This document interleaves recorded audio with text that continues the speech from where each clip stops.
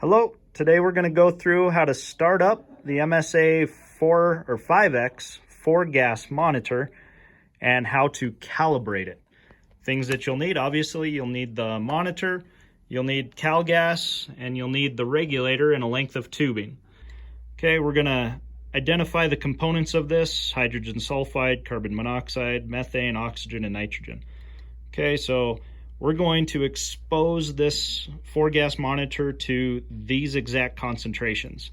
Things that we want to check on this cylinder: it's not expired.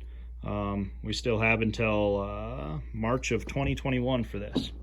Okay, we're going to go ahead and fire up the monitor. Again, this is the 5X. These are on the engines, engine 2.1 and engine 2.2. So after this startup screen, it's going to ask us to do a pump test. That pump test is blocking the sampling tube, and that ensures that the pump shuts down when the sampling tube is blocked and it is indeed drawing air into it.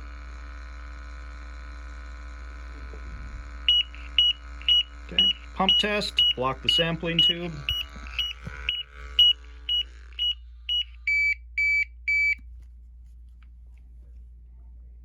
All right, that was good.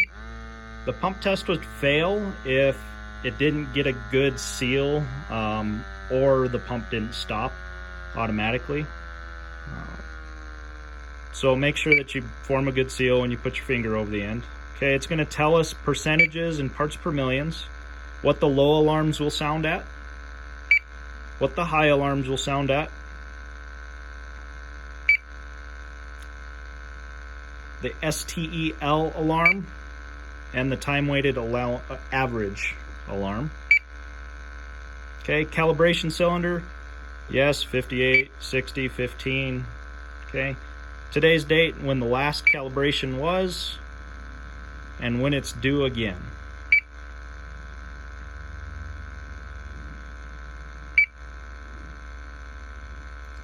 Takes about a minute in total for all the sensors to warm up and activate.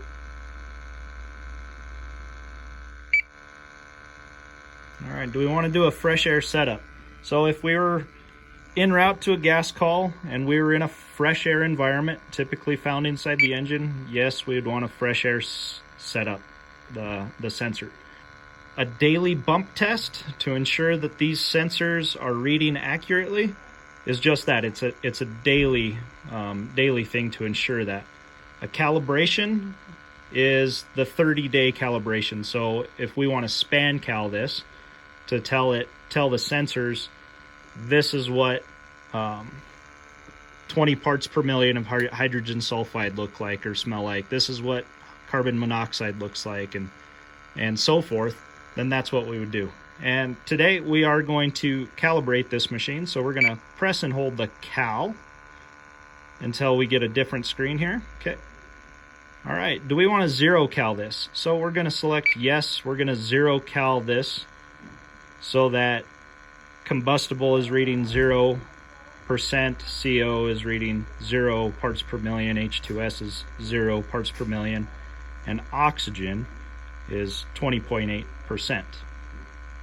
Okay, so this is going to go through its little status bar all the way up to 100%, and then it's going to ask us if we want to span cal it. So we're going to tell it expose the sensors to a known amount of gas in the cylinder and verify that the monitor is reading those upper limits. Or not upper limits, but those known percentages in parts per million.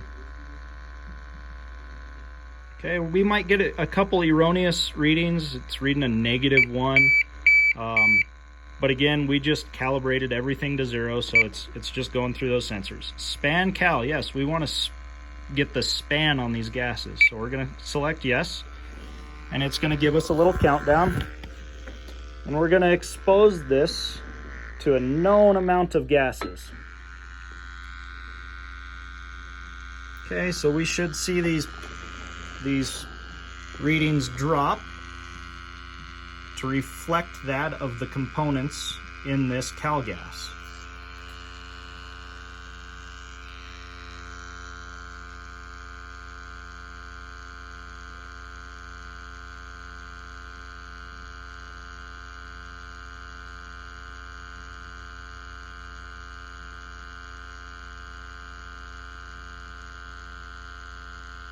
everything goes well and it's within acceptable ranges, at the end of this calibration, it should say span cal passed. Okay. We can disconnect the regulator, turn the regulator off. Okay, we had a pump error because I shut the cal gas off. Okay, we're gonna press the button to reset it. Okay, it's gonna take a minute for these values to re-zero themselves. Again, we're in my office, it's fairly clean. But it's gonna take a little bit for those sensors to clear out the gas that we just exposed it to. So we're gonna let the pump run, we're gonna let the monitor run until those zero themselves back out. We want to make sure that they all go back to zero.